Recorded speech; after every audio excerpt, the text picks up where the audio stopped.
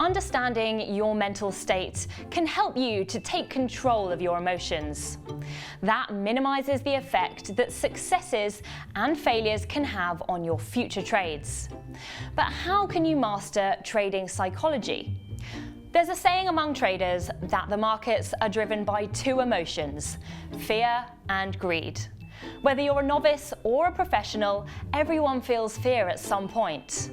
But too much could make you act irrationally, either by influencing you to close a position prematurely or by preventing you from entering a trade at all. The key to controlling fear is understanding where it comes from and whether it's imagined or real. Fear would be reasonable during a market crash, where all of your analysis tells you that there's a crisis. But in ordinary circumstances, a fear of losing money or a fear of missing out on profit could be detrimental to your trading. If an asset is rising in price, for example, it might be tempting to jump into a trade without proper analysis.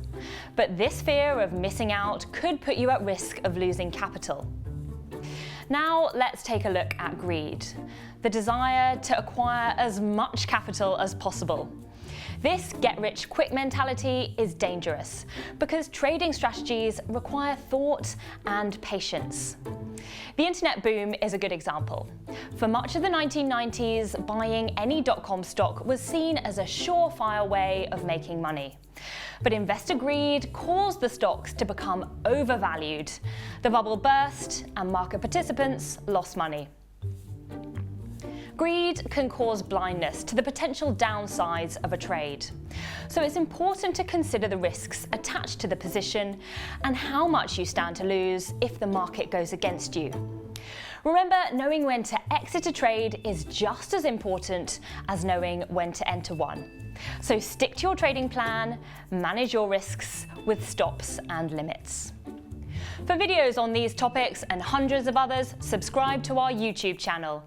And for more information on the psychology of trading, visit our in-depth guide. The link is in the description below.